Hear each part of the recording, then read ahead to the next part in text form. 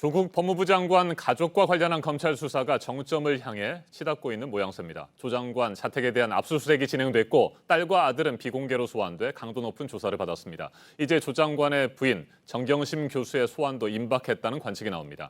윤석열 검찰총장은 절차에 따라 수사하고 있다며 처음으로 조 장관 수사에 대해 언급했습니다. 백성문 변호사 자리에 함께했습니다. 어서 오십시오. 네, 안녕하세요. 네, 지난 24일이죠. 조국 장관의 아들이 검찰에 소환돼서 16시간 동안 조사를 받았습니다. 이에 앞서서 딸도 2차례 비공개 소환이 됐고요.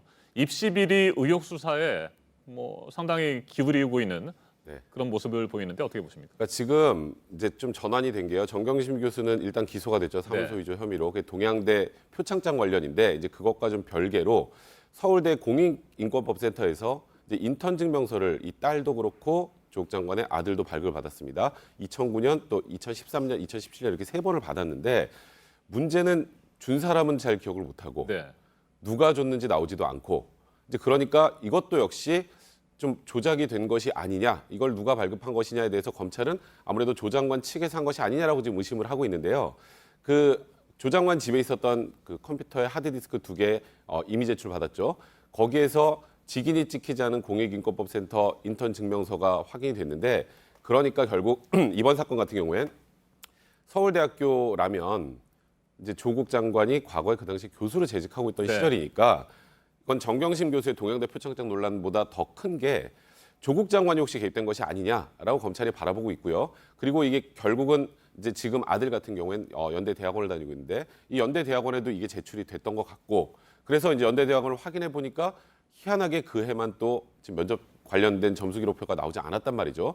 그러니까 이게 혹시 또 증거인멸인지까지 지금 검찰이 면밀하게 검토하고 있는 중입니다. 네, 4년가량의 채점표가 지금 사라진 상태이고 이 부분에 대해서도 조사를 할 것 같기도 합니다. 자, 이제 정경심 교수, 조국 장관의 부인 정경심 교수의 소환도 임박했다는 얘기들이 계속해서 나옵니다.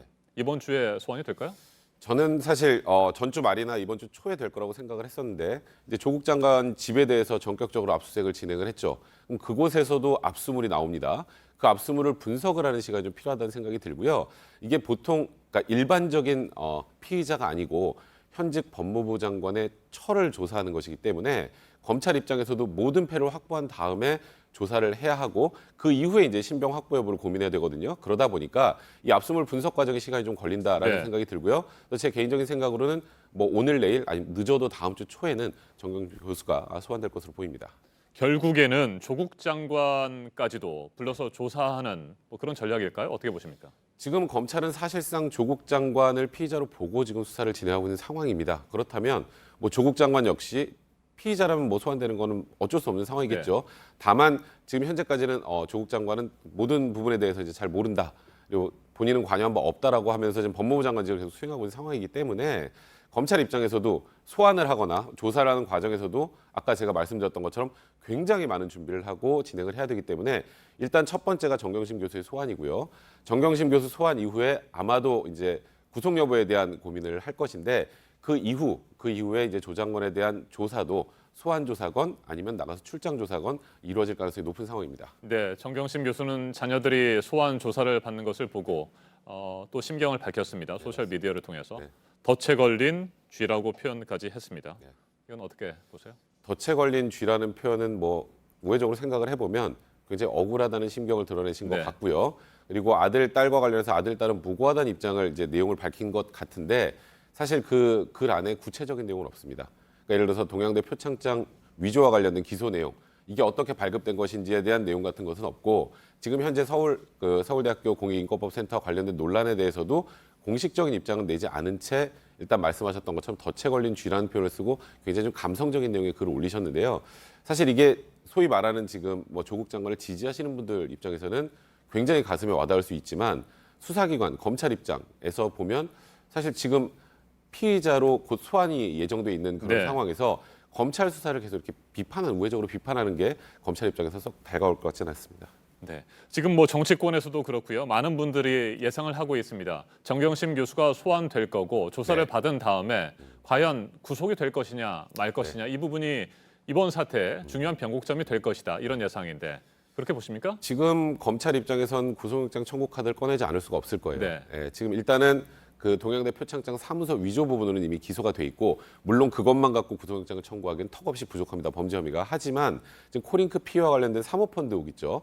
사모펀드 의혹에 관련해서 이제 검찰 입장에서 보면 정경심 교수가 코링크 피해 사실상 소유자라고 지금 생각을 하고 지금 수사를 하고 있는 상황인데 그렇다면 오촌 조카는 구속이 됐죠. 네. 오촌 조카보다 어찌 보면 검찰 입장에서 거의 공범에서 아니면 더 나아가서 오촌 조카를 소위 말해서 활용해서 재산상 이익을 꾀하려고 했다라고 지금 바라본다는 그런 관점이라면 오촌 조카 구속된 상황에서 정경심 교수에 대해서 구속영장을 청구하지 않을 수 없겠죠.